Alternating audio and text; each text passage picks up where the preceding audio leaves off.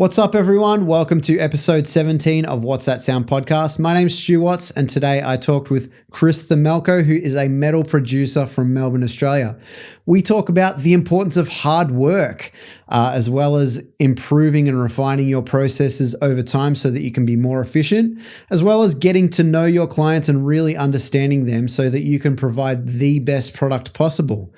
Quick note about this episode, the first 2 minutes are missing video. I did rectify it from then on, but it is a little bit blurry after that. So my apologies for the technical issues in this episode, but it is a great episode and we get in some really good conversation. So I didn't want to let you miss out on it. So stay tuned. It's a great episode. Let's go.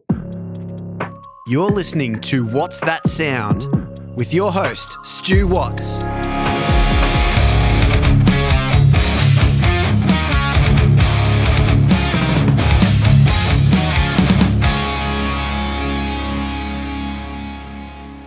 What's going on, everyone? Welcome to another episode of What's That Sound podcast. My name's Stu Watts, and today I'm here with Chris Themelco. Chris, welcome to the podcast. Thanks for joining me. Thanks for having me. No worries. Tell us a little bit about yourself, your music background, what you do currently, all of that sort of stuff. Yeah. I mean, I feel like every time I say this now, as I get further along, I feel like more of a dinosaur. But like I know, like most people, just got into music at a young age. Have a few musical people in the family, but just dabbled and whatnot, and I just latched onto it. So that was like my teenage years at school, and then got into metal and stuff, and that was really like catalyst for all of my my general music life, really. Went through a few bands. Who got you into it? Or? So, one of my best friends since high school and our current sound engineer in Orpheus Omega, Gary Kilby. He massive Warhammer 40k nerd, as we all were in the day. And when he was at Games Workshop, doing some of their Warhammer nights, they'd have Metallica on and stuff, heaps of punk stuff as well. It's like 90s Offspring and Green Day and stuff, which is sick. But then I think one day Wherever I May Roam came on, and he just had to show me straight away. I was like, need to hear this song, and I'm pretty sure between that, Sandman and Puppets, I was just like, I need to do this. I need this. Crazy, so that was, Metallica, the perfect gateway band, and probably still that band that I'm just like, you guys, and so I think I heard that that opening 12-string bass slap note Wherever I May Roam, and I was like, I'm in, and so good. And that was pretty much it. Otherwise, it was. My parents had diverse tastes. My mum was really 80s synth disco-y sort of stuff. Dad was INXS, Midnight Oil, all that. So I had that background, but nothing heavy. It was just really musical. Then, and ethnic music stuff as well, because I grew up doing Macedonian dancing and stuff. So there was always music in my life, but it was never part of my day to day until, high school. And just then it was okay, this is apparently what I want to do. Sorry for the technical issues there, rookie. All right. Yeah. So then moving on into, was it just the love of the music? Was there more to it? Do you think even in that early stage or?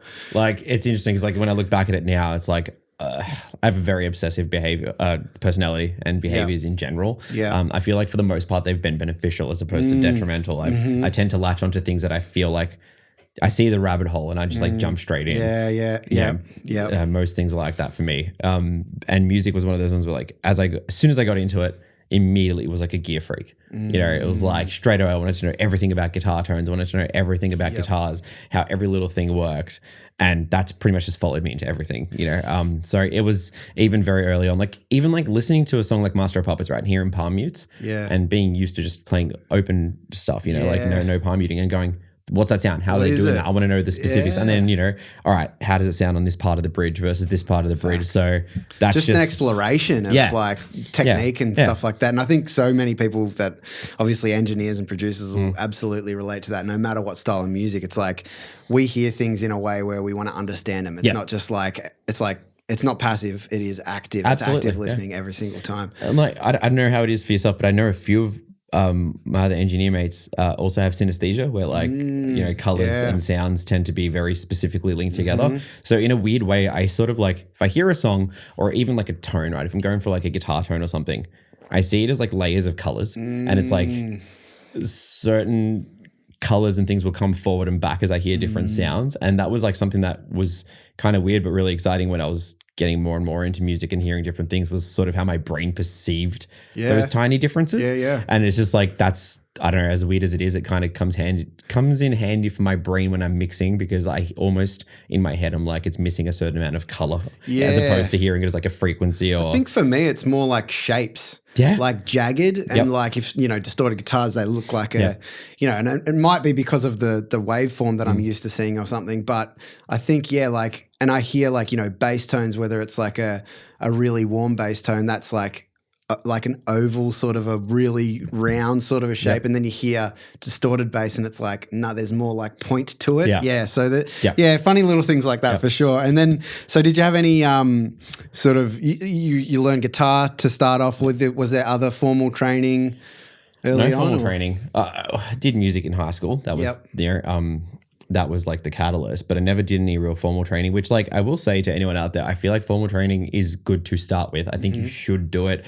Just because you learn the concepts quicker. Like, I'm so much further in my life now, and now I'm really understanding properly, like, the relationships between chords and just melodies and scales and all those things. They're things that I know inherently that I can't name or haven't been able to, because, like, if I have a band in, it's always like, if you want this kind of sound, these are the notes you should play. If you want it to be a darker sound, it's these notes. But they're not realizing, like, it's a harmonic that's actually minor. music theory. And like, I just feel like if I knew that earlier, it would just be easier to communicate it. And I think that's like the biggest thing I've spent later on in this sort of cycle, is getting better at the communication side of it. So again, knowing how things work really deeply, I think makes it easier to explain things to people then. Because if you know the depths of how something works, then you can almost go all the way back and go, this really, really insanely small concept down here, how do I explain how that affects someone who doesn't care? When a guitarist is palm muting, for example, just explaining like, hey, low end resonance is going to be more prevalent if you're up this part of the neck, if you want more attack.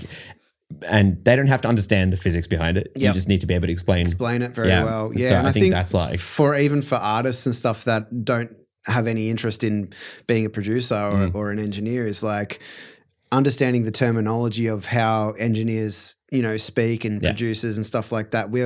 It's not a crutch. It's not like, I have to do this. It's actually going to expand your communication between yourself and the engineer and allow you to get to that point much faster, like Absolutely. you said. And sometimes when you find you have a roadblock, for example, if you're trying to build a tone, or you're playing with your band, you're like, something sounds messy or whatever.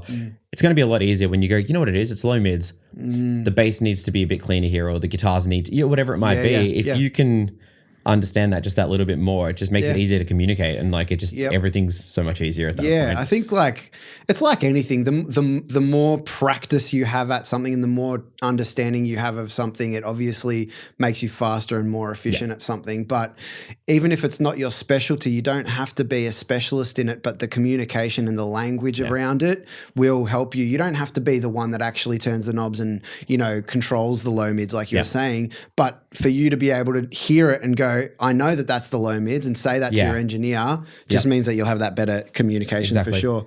And so then after high school, tell us about like the start of your producer engineer journey. What did that look like? So it was kind of weird because I kind of just did it out of necessity with early bands like that I was in, just purely for the sake of like getting demos down and all that sort of thing. Because like we did have money. Like it was high school kids in the northern suburbs. It wasn't exactly fashionably rich area. Something like this isn't affordable back then. Back then it's like 10 times the price. Like I think I was using the first band I was in, Ends In Torment. We did a little EP and we tracked it into Cakewalk on the line in of my like IBM laptop. And we just used like a Behringer desk that I borrowed from our high school because it had a line out. So we tracked everything through that. But the drums had to be mixed within it because there was no multi. I had no multiple ins. So it was just like thinking about. And we didn't know though. No. Like it was just like, that's obviously how you do how you would do it. What do you mean you Why doesn't it sound as good as everyone else's? And like I still have that CD at home, and every so often I will just be like, and I like load it up and I'm just like, it's listenable, but my God, it's terrible. But it's just like, I think back to like, doing all the demo stuff, not really I wasn't delving as much into the recording side. It was just a necessity. I went to uni to do computer science. So I thought my career was going to go down that path. Yeah. And at the same time, I was sort of in two bands. Orpheus, the band, my main band that I'm still in now. We were putting stuff together, but I was getting more into the multi-track stuff because I had people who'd influenced and helped. Ermin Hamidovic from Systematic Productions was a massive influence in my early days. Massive help as well, and just taught me some better practices really and better ways to do things. And then when I finished uni, I did web design for a little while with my own company with a couple of mates from uni. And that was really fun. But I realized the industry itself, I just did not enjoy. I loved the work, but I just had no passion for the industry. It was like, and I kind of still feel that way, which is unfortunate because it's a fun job. But I was just gravitating more and more towards the music stuff. And I was just like, my options are stick with this thing that I don't really enjoy, or I still have that degree there. But instead, I can put all my time and effort into something that I would rather wake up at the crack of dawn and go to sleep at the crack of dawn. And so it kind of just became that thing where I realized that my options were, have that that systematic disappointment of my ethnic parents who would just be like, what do you mean you're not doing the thing you went to uni for? Or try to make sure I did it well enough that I could turn around and go I promise I'm making a living. Exactly. And so it kind of just kept going towards that thing where I was doing demos for other bands and I'd recorded our first Orpheus album, but someone else mixed it. All that kind of thing that those growing steps that you take when you're learning anything. It's learn a little bit, apply, learn a little bit, apply. Sure. There was no I don't know, now you've got now the mix and all these things that people do, but I never had that moment. It was always just the Andy Sneap forum. Rest its soul because no one really uses it anymore. So many engineers came out of that forum and it's all people that I learned from and chatted with. Absolutely. And a lot of it was just because the knowledge wasn't there. On occasion, you'd have someone chime in who was quite well known. You'd be actually, it was this thing. And you would talk about it for a month. Yep. And you would, like like I was saying, you would delve so deep into it. Absolutely. You just want to know every little thing. And that was how I learned, and a lot of trial and error. I had my, 6505 head at home. It was the first amp that I bought for recording because I owned a Mesa Mark IV and that's my baby.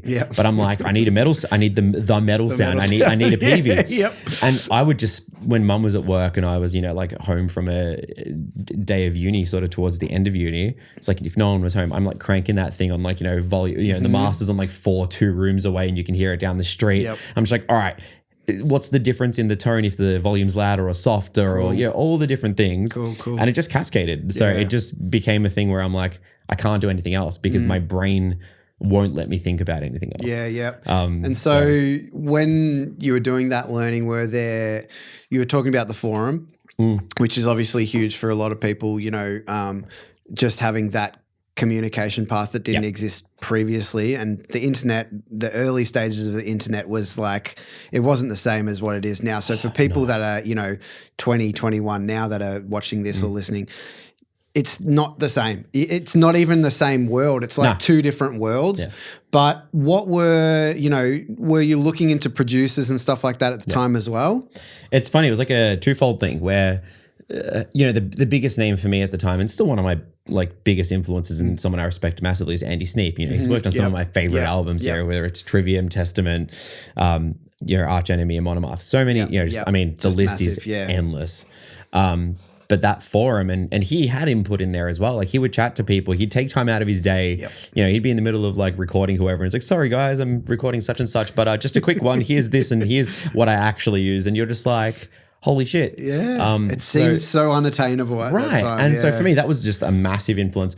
And then as I sort of, expanded on the kind of producers I was listening to, or just looking more into what albums I liked and who did them, I realized I gravitated to certain engineers. And Chris Lord-Alge would be one that I realized half my entire youth of music, he's mixed.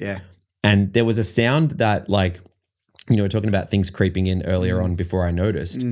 These albums that had a certain sound I preferred as albums, or the albums that he mixed of those bands were always the ones that I pulled up first. And I realized it's CLA. That's, the sound of hits. That's the guy, and it was that kind of thing that really made me go, wow, these people have just, you know, it's not to say they have like the same sound for all these things, but they have a character, and it's because of who they are as people. You know, it's how it every person's different. Yeah. There's nothing objective about why their sound is that way. All these engineers are objectively amazing engineers. Yeah.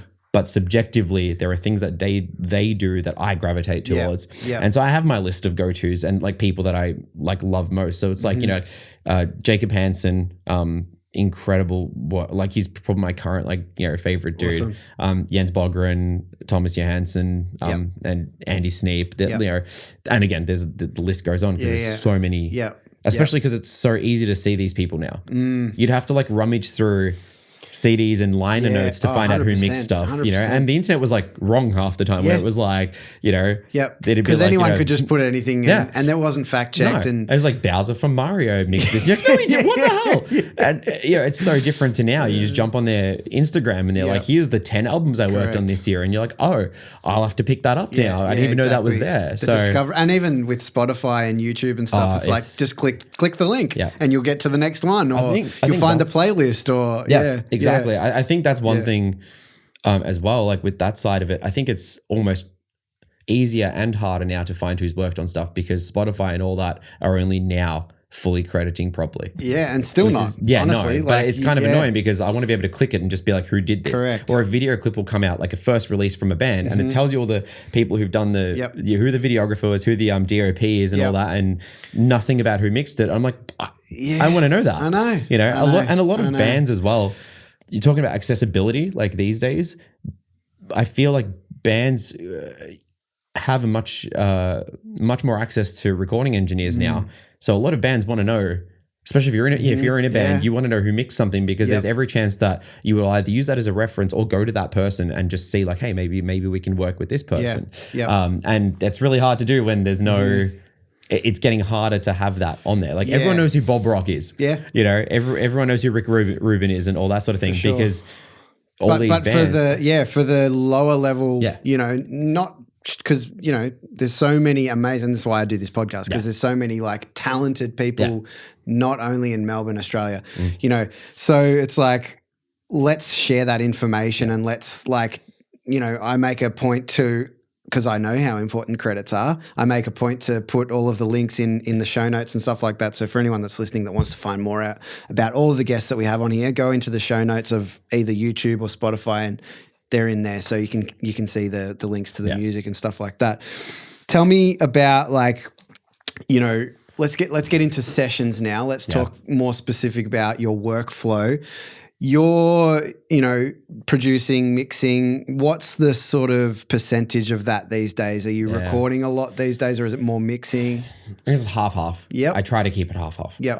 Just because I get bored of one if I do too much of one. I remember a few years back and it like really burnt me. I did 3 months straight of tracking and like 6 days a week. Dude. And it like broke me. Oh man. Like proper broke me.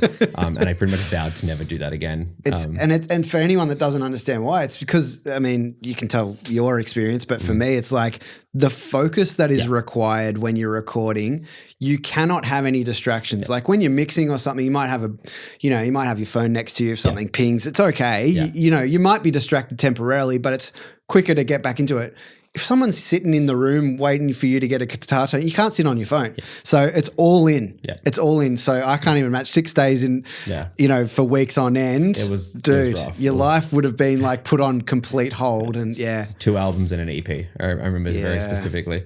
There's like still listen back to those and I'm like, they sound great. I'm like, I don't remember much of it though. But it is like, I remember we'd work with the producer from the US a while back who came down and I just remember one of the drum tracking days I just mentioned like, you know, if seeing as we finished drums a bit earlier, if you want to do guitars when we get back, let me know because like I can just jump on and look that up. And he was just like, oh hell no dude. He's like, dude, after a day of drums, like there's no chance. And I was like, I felt so happy that was because like, you know, he's worked on some awesome stuff and he's like, I always felt that way after tracking. I'm like, I'm cooked. Like, I'm like, I didn't play anything, but I'm utterly broken. Yep.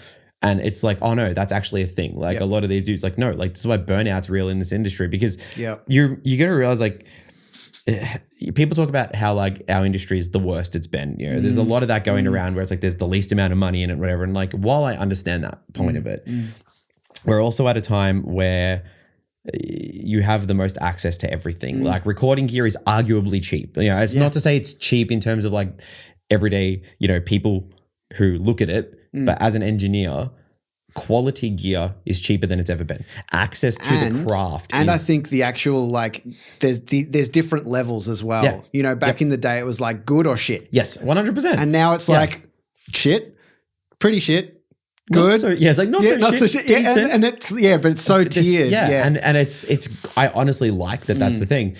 The flip side is no one can afford a separate producer to sit with an engineer. You know, unless you're up, you know, I mean, even when you look at dudes like Parkway Drive and all that, you look at the way they do it. Now, their guitarist is doing a lot of the engineering while someone else produces because it's just going to be more efficient. So I think the thing that I forget sometimes is like the role I thought I was going to do when I got into this was be an engineer, do the mixing. And then it was, oh no, you're a producer who is also engineering and mixing. And then it was, you're a partial psychologist. And you know, it's like you have to wear so many hats. Like I reckon I spend a third of the time coaching the band, then producing, then engineering, you know, like, and you have to do all of that at once. For like 8-9 hours straight. It's really taxing. So intense. And like I feel more comfortable now to say that is really taxing because I used to just be like, no, you just deal with it. It's like, that's how it is. But it's like, no, it's really hard. Like there's a reason not a lot of people make it in this industry. And 10 years in, people are still surprised when they're like, oh, so what else do you do? I'm like, I mean, I have other ventures, but like, no, this is my job. This is the thing that keeps a roof over my head and has since, you know, 2015 or something.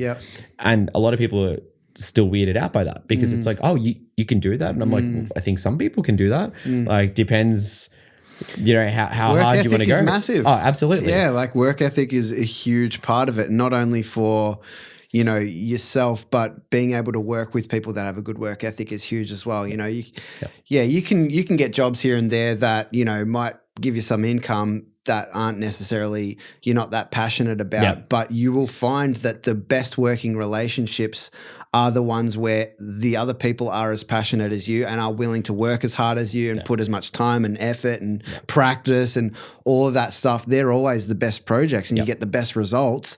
And like you said, it's just like the hard work. It's just like it trumps so many of the other parts that people see when is the tip of the iceberg. It's interesting because like and in no way do I think it's like I always find it really hard to make this point without I feel like I'm sort of having a go, but like looking at all those like current learn how to mix companies and things at the moment. I love that they exist because like even like for example like Now the Mix on occasion you'll have someone like Daniel Bergstrand or someone will be on it and I'm like I'm buying that like I'm jumping in. I want to see how he did that. I want to not because I want to be able to get that sound. I want to know why his brain got to that sound. So I think there's a lot to learn in those things and so the access is great, the user base is great. What I think isn't there is the realistic approach to going 90% of you are not going to make it in this industry and maybe 1% of you are going to be able to do this for more than the next 5 years. And I think like showcasing like the fact that that person has worked all of those years to be at the point that they're at, they didn't start there. No. So if you're starting there and hoping to get that sound immediately after, oh yeah, I'll just chuck that plug-in on. That's what that sound is, right? It's like, no, you need to know why you're chucking the plug-in on. There's so much more to it. So I remember when like one of Daniel Bergstrand tricks is a DBX 128 on guitars. And I have one of those, but I use it on drums. I wanted to get the Bergstrand sound on guitars and I was like, oh, there's a cheap one. I'll grab one and just muck around with it. I never use it for guitars. And it's just that funny thing of like, I love what he does with it. I can't do that. It doesn't work. But I still use it for something else now. And it's like that mentality of like, learn from why they're doing. Especially like that. I think it's like the biggest thing in this industry is like learn the whys and hows and apply it to what you're doing, not just doing it because it's what they did. Yeah, absolutely. Well, another example of that for me was, you know, getting the Slate subscription and seeing Chris Ledalgi's like run through of his things and it showed him, you know, comping all of the different guitar tracks to, you know, like 4 tracks because that's how he uses it on his desk and stuff like that. It's like, that's great for him. That works for him. I'm not going to do that because it's not suitable for my workflow. So, but understanding why he does it and how it helps him to be more efficient at the end of the mix, and you know, taking the time to do that at the start of the mix, it's like, there's stuff to learn there. It's like, take the time to do the annoying things at the start so that the things at the end are quicker. So something like that. Yeah. Exactly that. And like in that exact same way, watching that, his video of the way he subgroups and all that, I'm like, okay, talking about someone who has staff out the wazoo. He basically he gets a mix and it's better than my mixes from his prelim, right? He's working with world-class musicians. He's basically the best engineers, the best studios. Exactly. Yeah. And I mean, granted, it then gets to one of the greatest mix engineers basically now. In our recent history, no doubt. But it comes to him basically ready to go. So he just gets to basically like the way he says, like, I just get to change gears and drive the car. That's awesome. And then when I look at that, I'm like, that's why that doesn't work for me. Because half my job is growing bands into a position where they can do that. For sure. I just got, and like these guys have been around for ages, but Darker Half from Sydney, power metal band. Cool. I worked their like 5 albums or working on their 5th album now. Yep. They've been around for ages, always great music. And like they hit me up about working on an album. They'd already pretty much tracked everything. I got it. Great outcome and all that. A few things that I was like, oh, maybe this tone, these things next time would be a bit different. And they've obviously changed how they track things as well. I just started mixing their new one and I've probably spent a third of the time in it and I reckon it's already better. Yeah. Like what they gave me, musically they've always been amazing and I like the last album was fine, but in terms of the actual tracking is way better than last time. And it was already solid, like it was already good, but like the things that they changed were like, oh, the mix is going to be easier now. And you don't notice that until you really see the difference. And you have to do it for long enough to see that. It's that working relationship I've talked about with other guests as well. It's like you can't, it's always great to get new clients and stuff, but you want to think sometimes even more about client retention because of the benefits of working together with someone for over a period of more than 1 or 2 or 3 years. You start to see the best results and the most amazing tracks from both. Your mixes will get better because you understand their sound, but they also understand how you work so they can prepare a bit better and your communication gets better and all that stuff just leads to so much of a better result. Yeah. I completely agree. I never used to think about that early on because it was just like, I just feel stoked that I'm working with someone, fucking right? oath. And it's great. Don't get me wrong, getting new clients is awesome. And I'm still probably getting about 60% new, 40% retained just from a timeline perspective. And for me, it's like, I love helping new bands grow because I do know a lot of engineers who just don't do that anymore. And they're just like, they've priced themselves to a point where they're like, we just don't want to work with new bands. I want to consistently have that. Like, I want to be excited about the engineering, or the mixing or whatever. And that's their thing, and that's fine. I don't have that mentality. I'm still very much in the music scene. I still tour with my band. So a lot of my motivation for the mixing recording side is getting bands in who are passionate and helping sort of, mold them a little bit to be good in the studio. And so I still enjoy that part of the process. So I love having new bands come in and then 2 albums in, you've worked with them on a couple of albums and then you hit the point where you both have that like aha moment where everyone just goes, we've done all the things you're meant to do to get to here. And now that we're all capable, what can we really do to push ourselves? That's it. And that's like my favorite, my favorite thing. Like, in Malice's wake is one that comes to mind for me. I worked with them after, they did a couple of albums with, I think Erms did the first album as well. So they did their first 2 albums with Erms from Systematic. And I think I did a live DVD with them. Right. So they were like, do you want to have a crack at the next album? And I'm like, okay, and hadn't worked with them properly. And Light Upon the Wicked came out. It was great, like stoked on it. Then when we went into Blindness of Faith, their last one, because we'd already worked together, we went into that one with like, okay, well, this means you're going to have to use this snare. You have to use this guitar. I'm going to bring these preamp. Like we just approached it with so much preparation and like listening back to it, you can hear it. Like, and so we're talking about the next one, which would be the 3rd one we work on at this point, and we're already like, how do we outdo it? What are we going to do? And it's like, all right, sick, completely different amps. Let's go with a completely different style of guitar. And all these cool things that it's like, by talking about it early on, it almost shapes the music as well. So you're already like trying to outdo yourself, but you're both like, I want to push them and they want to push me. Yes. And I think you can't have that on just one-offs because sometimes you strike gold. Don't get me wrong. A lot of engineers have had those moments. I've had those odd albums that I'm like so proud of and just never worked on something with that band again for one reason or another. But I think that when you see that growth and you see it when you look at the engineers from the bands that you love, like even someone like Amaranthi and Dragonland who work with Jacob Hansen or Mercenary, one of my favorite bands. And then again, like you like Testament with Andy Sneap and Arch Enemy and like all these bands that have grown with their engineers and vice versa. So it's like, and it's always cool to hear that, you know, in the results of, you know, the albums, how they progress over time, you know, like it's just, like you said, like, you know, listening to the earlier stuff of like, you know, the stuff that they've done with that producer or whatever, and you just hear how the progression happened over time. And you can make assumptions. We don't know anything about who they've been listening to or who they look up to or anything like that, but it still is a story. And it's always really exciting to know when they're working with that producer again, or they're working with a new producer. Let's see like what comes of that. Yeah, Green Day come to mind for me. Yep. It's one of my favorite bands. Yep. You look at like American Idiot, and then like sort of the following two or three. Yep. You know, they went from having this like awesome, still rock poppy, very natural, I say quote unquote, sounding album with American Idiot. As natural as CLA gets, maybe. Yeah. But then you go over to 21st Century Breakdown. Yeah. It's a stadium. Like the sound is just huge. and but the songs are written that way too, and you just see that growth. Muse is another one. Yep, exactly. Yep. And it makes sense. Yep. And then Arch Enemy's another one for me. Like going from Wages of Sin to Anthem's Rebellion and then Doomsday Machine all through Sneap. You see like the almost like crusty, very raw sound of Wages. It gets a little bit more refined on Anthems, and then it just becomes this polished machine on Doomsday, and you're like. But it makes sense because they went in, they grew together. For sure, for sure. Hey, thanks so much for listening so far. There is plenty more to come, so don't go anywhere. I just wanted to let you know that this podcast is made completely independently by myself with no sponsors. So if you like what you hear and you would like to show your support, you can send a donation to the PayPal link, paypal.me/whatsthatsound. The link is also in the show notes.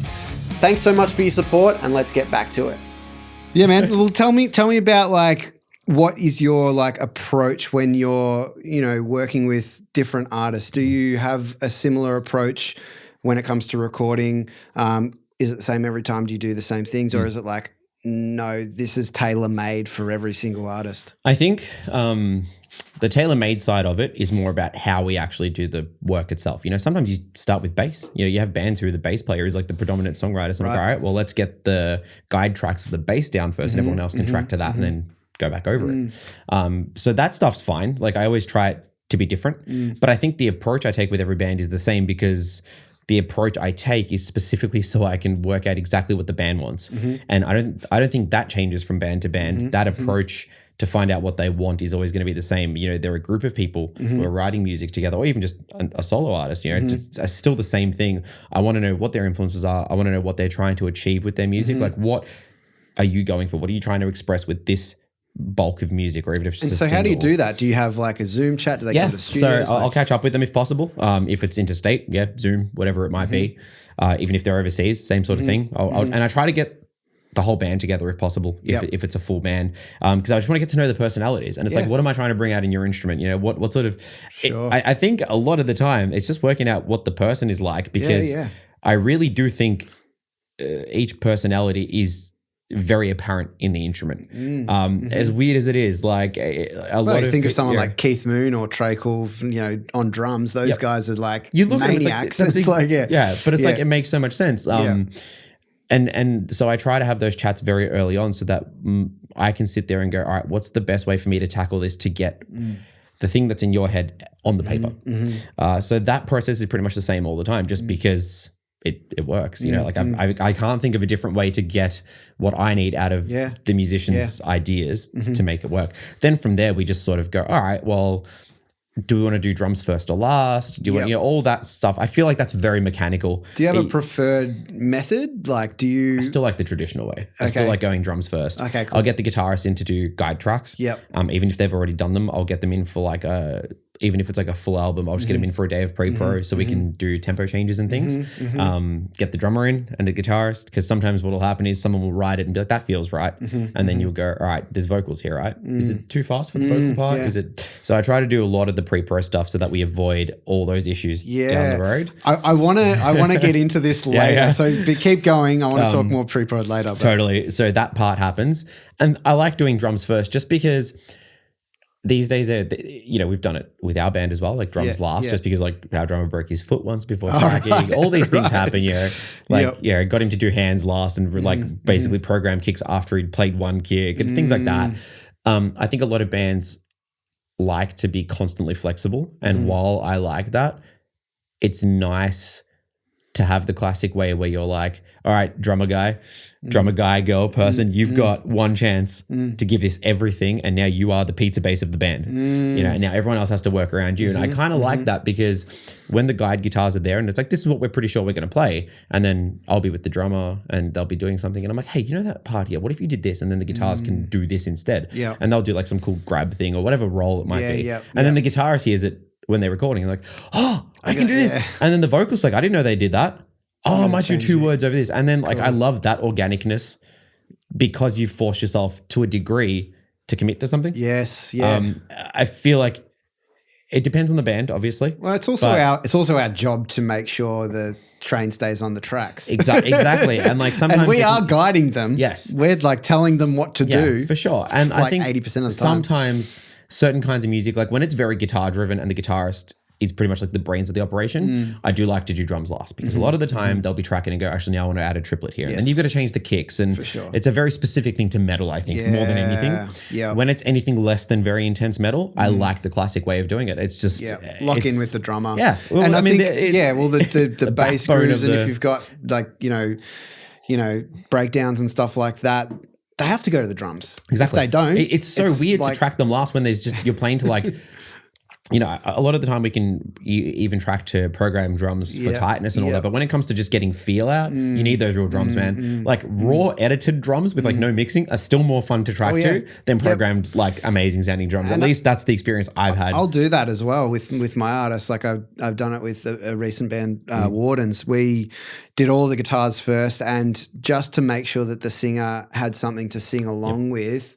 It's like, I don't want you to sing along with a click. It's not going to feel right. You won't get the band vibe. Yeah, exactly. So you just program. It doesn't have to be perfect, but it's like, let's get as close to the drummer as we can within reason. I'm not going to go overboard and waste a whole bunch of time, but we want something for you to sing along with. So, but I wanted to talk more, and I had Mike Trebetskov on previously, and we talked a lot about the pre-production of metal, but I want to know your thoughts on it. And songwriting in metal is obviously what we talked about, and again, I want your opinion, is it's similar to classical music and dance music in the sense that it's very progressive. There's not necessarily the same thing happening. There's not necessarily a chorus that is the anchor of the song. It's other things. So talk to me about songwriting, pre-production with metal. Like that is so specific to metal. So. Absolutely. And look, I think it does go across genres, but with metal, it's almost like you're continuously funneling down into like these tiny bite-sized pieces of music that you have to address.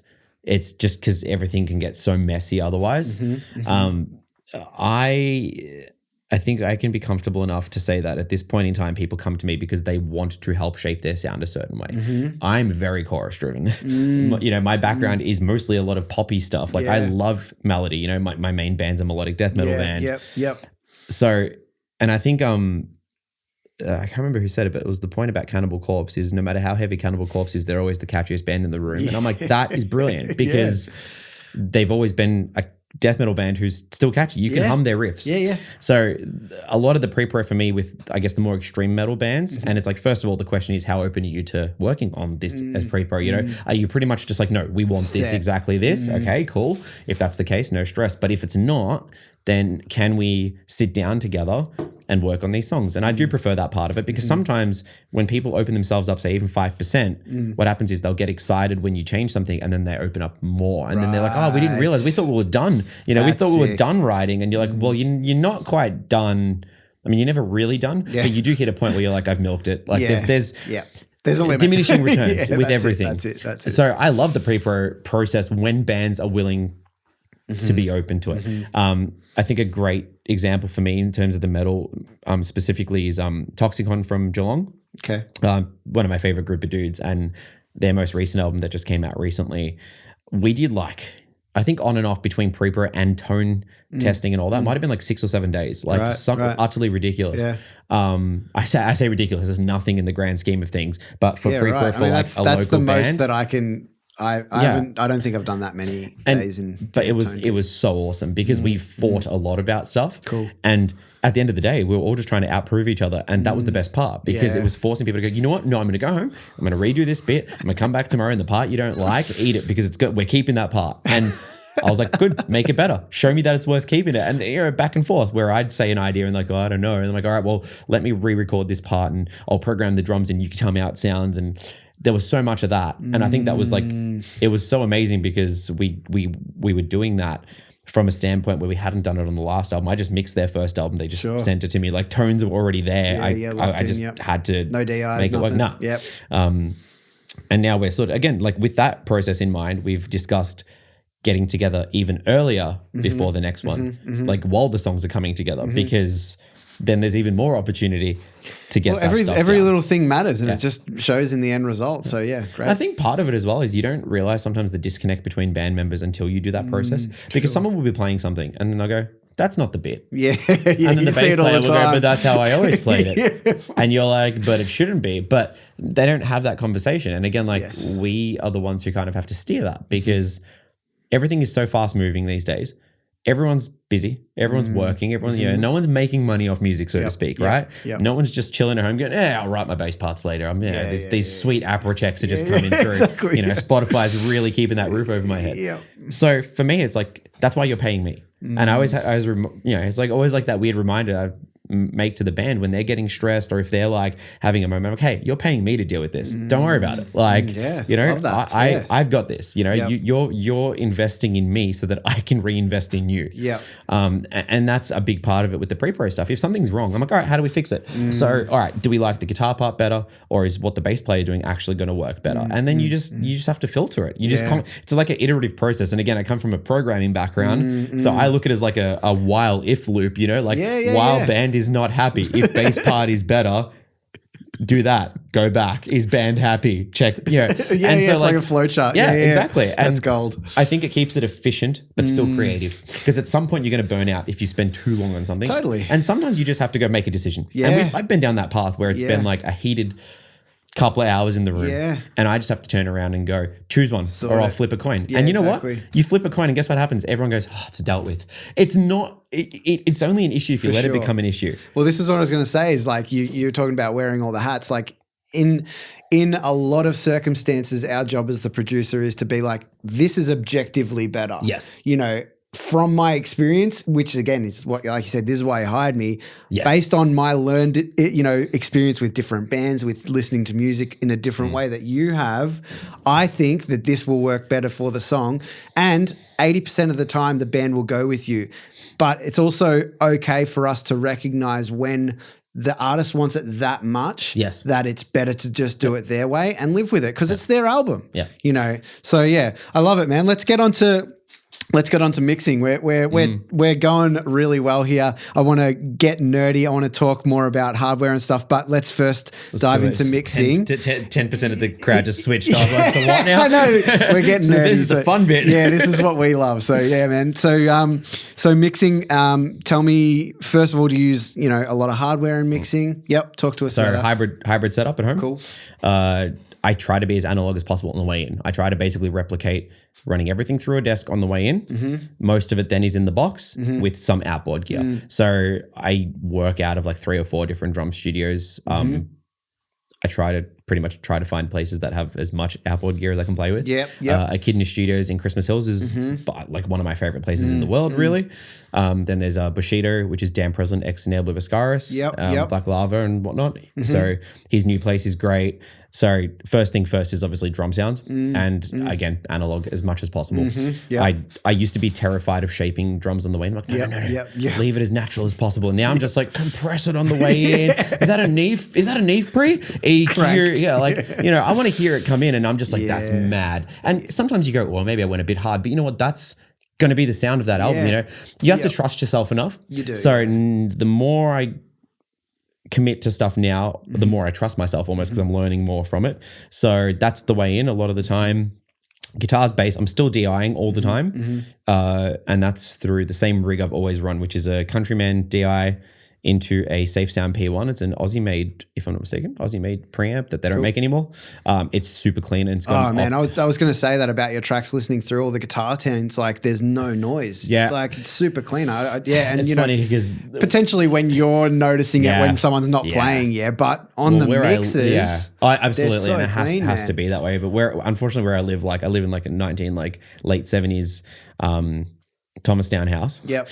So power is utterly garbage, but that's like, I'm getting by with it. And again, I'm learning how to deal with things so that when I do move and build my own place, I don't have to deal with any of it. Sure, yeah. But basically Countryman, Safe Sound P1, into an Orion 32 Plus. That's my, I used to use an RME multi-face, which was, I love that thing. I still think it's one of the best bang for buck. You gave that to Zach, right? Yeah. He showed it to me the other day. And he's just, it's such a great, like if I didn't need the extra inputs, I would have probably still been using that. But the Orion stuff is incredible.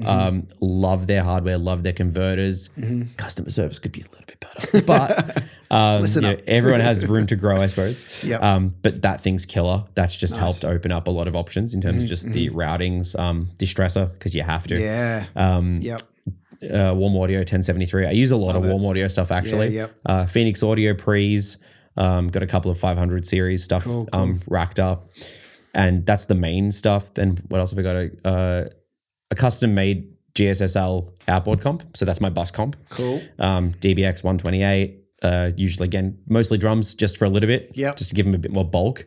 Otherwise on guitar, if I find guitars aren't sitting well, I do the Bergstrom trick where it just brings them up front and locks them in, and you're doing nothing to it. It's like 1.1 ratio. It's like ridiculous. It just does a thing. The DBX stuff is just weird like that, and I love it. It is. Those compressors are strange. So weird. They don't work like it's other not made for compressors. that. Like no one was really using broadcasting, them for that. right? Yeah, and like it's got the Dolby noise reduction stuff on it, like things that are not made for what we're doing, but somehow, again, the perks of trying random stuff in the studio. Sure. An Audio Arts outboard stereo EQ that I barely ever use for EQ. I just run through its transformer because it does something to the low mids that I'm just like, oh. Yeah, nice. There are other things, but I think that's the main rig. And then everything else is I'm using Cubase for my mixing. I have licenses for basically everything because no matter how many times you tell bands, please send me consolidated waves. I've sent you the Pro Tools folder and I'm like, that's fine. I won't make you do it again. Yeah, so, fair enough. But Cubase is my weapon of choice. And where did that come from? Getting it cracked when I was really young. But no, like I had it cracked just like before I wanted to do this, obviously as a career. It was just, I need something.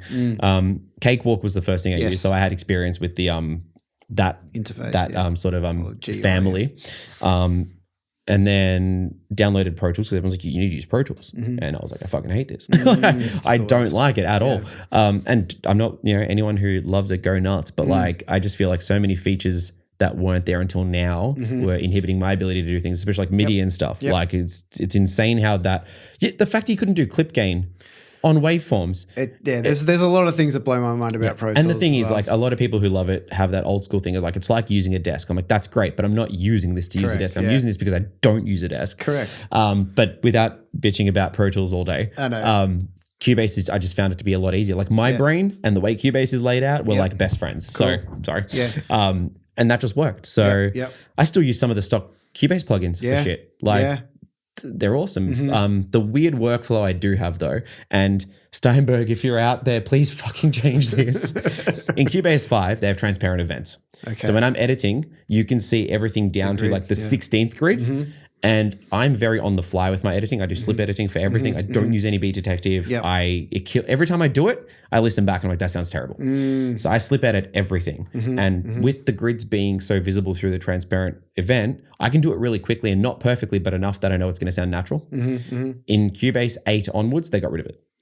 So now you can't see through the event. And I still use 5 to track and edit in because it's just track. It doesn't it doesn't add any color. It's just it's just the door. So I use that to track in, and I mix in 8 just because it's 64-bit. That's it. So that's my weird workflow. But for me, it's like so smooth. Again, if it works, it works. Yeah, that's it. And so software sort of I guess plugins. You're using a lot of hardware. Where does the software stuff come into it? I am very minimalist with my software. I know people who are just like, I've got like 10 different verbs and this and that. I'm like, when are you using them? I love the Jacob Hansen approach, which is you load your session up, and like when I say templates, it's always routing templates. You load your templates up so that you've got like your vocal verb channel, and I've basically got the Roomworks from Cubase sitting on it. I've got Valhalla. And then Verbiage as well. They're my main three. They're all switched off, and I just choose which one I like. Same thing with delays. I'm basically only running the Cubase stock delay and Waves H delay. Obviously using the Slate stuff. Mostly it's trigger, obviously, just because it's just still the hands down the best algorithm for actually picking up drums and stuff. And metal, when there's that many hits, you're not doing it manually. Exactly. No. So that's fantastic. I make a lot of my own samples now. So with that engine, it's just so easy. Cool. I use tape machines and Mixbus from Slate, but I don't use any of their other plugins really. A lot of my, so outside of that, I'm using a lot of the, who makes Pro Q2 and whatnot. FabFilter. FabFilter. I love FabFilter Satin. It's one of my favorite saturators. It's great. Unbelievable. So I'm using that. Q2. Still haven't got Q3. I want to because of the dynamic. Dynamic bands. That'd be sick. But I haven't committed to it yet. C2. A few other things from FabFilter because their stuff's great. Sound Toys. Decapitator. Echo Boy. Echo Boy's the other one that's on my delays. Chain. There's probably a few other things, but honestly, like a couple of transient designers. I've got SPL. And let's talk workflow. What are some of the things that made you get faster with your software on the software side of things? Like obviously, your hardware approach of doing stuff on the way in is a huge workflow improvement when it comes to mixing. You don't have to do half the stuff that you needed to do. That's the big one. That's the one, just pulling it into look, this is for when I'm tracking. Obviously it's different when people have sent me stuff. I still have a workflow where if someone sends me tracks and a vocalist is tracking, it sounds good, but it's all just, through a 57 through like a Focusrite or something. It's going through the distressor and the external EQ. I'm reamping vocals effectively. Cool. And that stuff I'll let happen overnight, so like my workflow again is a lot about is prep. For the mix phase. So, sometimes it's like I'll get sent an album worth of vocals and I'm like, cool, that's like, 8 hours worth of vocal takes. Load them all up, chuck the distressor on them, EQ them, get it to the point where I'm like, this now sounds like what I would be putting into the system if it was tracked here.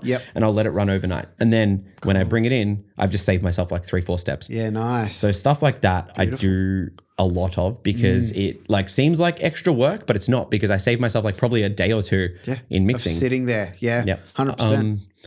Otherwise, it's just making sure that my routing's consistent because that's the one thing that I know like used to take me heaps of time was dicking around with routing when I'm like, there's no need. Routing doesn't change. And you look at CLA. Whereas like, no, I have my 4 groups of guitars, and if I can't do it in that, then something else needs to be comped. And I'm like, mate, you are making, the highest selling albums in the world. If you can do it with 4 groups, I think I can probably, apply the same mentality at least, not to do the same thing. When it's metal, you've got, 42 tracks of guitars and 1 track of vocals for some reason.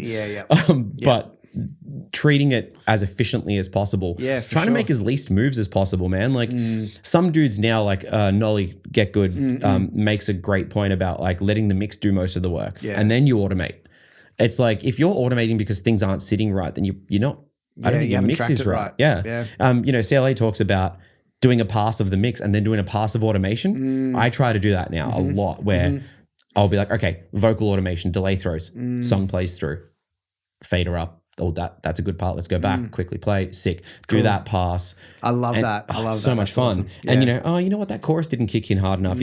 Do I need more vocals or does that first bass slap need to be louder? And it's like, it doesn't always have to be drums. Those bits are really fun.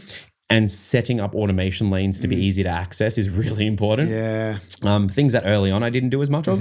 Whereas now I reckon like 60-70% of the mix time is just automating. What, and half of it's what effects are going to sound cool. Like, you get to a part where you're like, this is kind of cool, but being a very dense metal mix that drops for a second, can I bring something new to it? Well, it's funny. It's funny that you say that because it's kind of a throwback to the way that they used to do it in the 50s, 60s. It's like they had people that were controlling the board, like, and they were the mix engineers. Dancing on the board. They weren't even called that, but So that's awesome, man. I love it.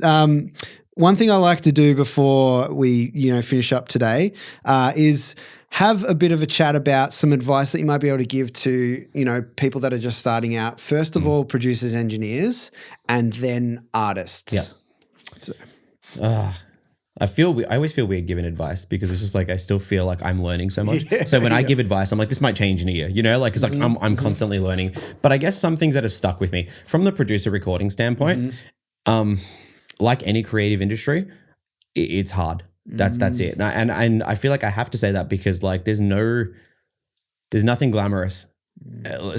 Every one of my favorite engineers that I know, like from overseas and stuff, like dudes that I look up to who I'm now lucky enough to be friends with, man, they're just as like out of whack as I am, they're just doing it better. They're just more well known for it, if that makes sense. Yep. So if this industry is what you want to be in, I feel like you have to feel like you need to be in it, not want to be in it, because I don't know what I would do if I wasn't doing this. Like I'm sure I'm capable of other things, but I don't want to do anything else. Like I wake up, I get up like at 7 and by 8 o'clock I'm like sitting in front of the computer ready to like do some mixing and I'm like pumped, and then sometimes I go to bed at 2 a.m. and I have to be up at 7 again because that's just the week before Christmas, that's what I'm doing right now.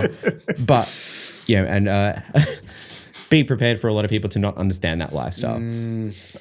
That's huge. I can accurately say that I'm like at least 2 or 3 relationships I've had have absolutely fallen apart because of the life that I've chosen to live. My fiance at the moment, on the other hand, is very understanding. She also has a pretty hectic lifestyle, but the last few days I just mentioned like, hey, I'm going to sleep in the studio. Just a heads up. Yeah, I need to get this work done before Christmas. Otherwise, that's it. And she's like, no worries. Like, let me know if you need something, whatever. I'm like, thanks. So it's not only knowing that people won't necessarily understand it is finding people who do understand. Agree. And I just think, again, if you are, and it all rolls into the whole like being so passionate about it that you feel like it's a calling. I hate to say that, like it's so cheesy, but like, like I can't do anything else. Yeah. I won't allow myself to do anything else because this exists and I want to do it all the time. So because of that, I've had to be realistic and go, the people who don't understand it, I can't really afford to cater to those people. And anyone who cares about me enough understands. Like I've definitely missed some very important things because of work or having to be interstate for tracking. And people have been like, I get it. Like that is who you are and that is your life. Yeah. And if you can find those people, you will do better because they will support you. Yep. They won't make you question what you're doing, even if it's subconsciously. So find the people who support you. Otherwise, just keep doing your thing. So the biggest advice I can give is just marry yourself to it until someone else wants to join that relationship. That's awesome. That's kind of exactly it. Yeah. I think that is easier for me to speak on than the music stuff because I feel like we come out of the pandemic. And as someone who's still very much actively in a band and all the things to go with it, like I literally this morning just announced that I'm doing a management and booking thing with Anthony from Triple Kill. So just to add more things to the plate. Congrats. But thank you. But like a lot of it is just looking at it and going, it's a crazy world out there. The same thing applies. If you're passionate about what you do and you love it, you're just going to do it anyway. You'll find time, People made that point of like, oh, COVID's going to literally destroy music, blah, blah, blah. And like, yeah, to a degree, but in the same way it destroyed everything else. People find a workaround. And at the end of the day, look at how many musicians put albums out or did live streams or whatever it is. My understanding is that merch sales and vinyl sales went up across COVID, right? And that's because what happens when you've got nothing else to do? People go into their art. I'm sure more people watched Netflix and listened to music than anything else during lockdown. And guess what? They're creative fields. All those people probably put even more in than they ever have to put stuff out because they don't know what else to do. That's just who we are as people. If you're a creative person, you're going to be like that. So if you feel that way about what you do, just keep doing it. Dive in. I think surround yourself with people who do what you love. I almost think like surround yourself with people who are better than you at it because you will learn and always be a sponge. Like for me, it's like, don't ever turn down information. Even if it's something you won't use, like 4 groups of guitars from CLA, take that on board as to like, again, why people do things. Yeah. It may not be what you're going to do, but the reason behind it may apply to something you're going to do. So always be open to learning. I think the other thing with that is, something I've touched on in the past with other guests is you don't know what comes back to you. Like in the moment, you might be like, that's so stupid. I'm never going to listen to that. You don't know in 10 years when you go, I remember someone telling me that. Don't know who it was, but you know, it's so surprising the things that you remember that you didn't know that you would. So yeah, and just being accepting of people giving advice. They're giving it for a reason because they think it'll help you. Yeah. So it's like don't spit in the face of that. Yep. Even if you think that in the moment that you won't. Just be open to it, yeah. I mean, a small example, but one that I appreciate was a situation I had was a band that I recorded recently, and like the album's coming up awesome. When they were tracking with me, they wanted to track guitars on their own, but they hadn't done it before as a band. And I just made the point of why I didn't think it was a good idea, but they still wanted to have a go at it, which they did. Fair enough. But the end result was that the issue we've had the most was with guitar tones. Right. So some things have been re-recorded. We've gone about things differently with like 2 rounds of reamps and all that kind of thing. But they had to learn that lesson because they really wanted to have a go. Yeah. And now they're like, yep, cool. We know now that that's not going to work. But also some of the things that we learned, we can apply next time, where if we do it on our own, we know what not to do. Yeah. So like, you know, sometimes you have to learn the hard way. Yeah. It's just how it is. Yeah. But the fact that they were like, we totally get why you said what you said now, but we're still glad we did it this way so that we got to learn them. No stress. As long as the end result's positive, worth it, then exactly. Yeah. So I think, you know, again, the point of like, we're not in this industry because it's a money-making glamorous thing. We're in it because we're all basically like psycho creatives who just have to do it. Yeah. So make the most of it. Enjoy it. Number one, do it with people you care about and enjoy doing it with, most importantly. And then from there, like take every avenue you can. If you love something enough, you'll make it work. Yeah. I love it. Yeah. Well, thanks heaps, man. This has been so sick. Thank you so much, dude. No worries. Where can people find you online?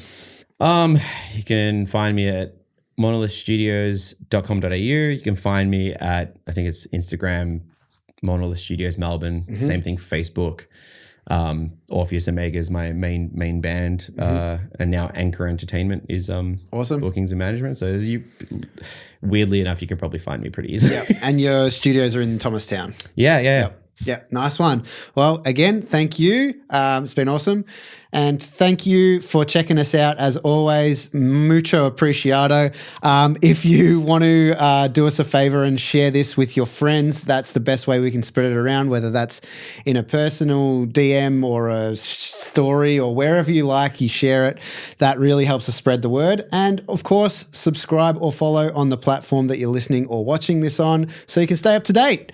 Apart from that, thanks again. Thanks, Chris. Thank you so much, dude. See you next time. Thanks for listening to What's That Sound? Make sure you hit follow or subscribe on your podcast platform to stay up to date with each new episode. We'll catch you next time.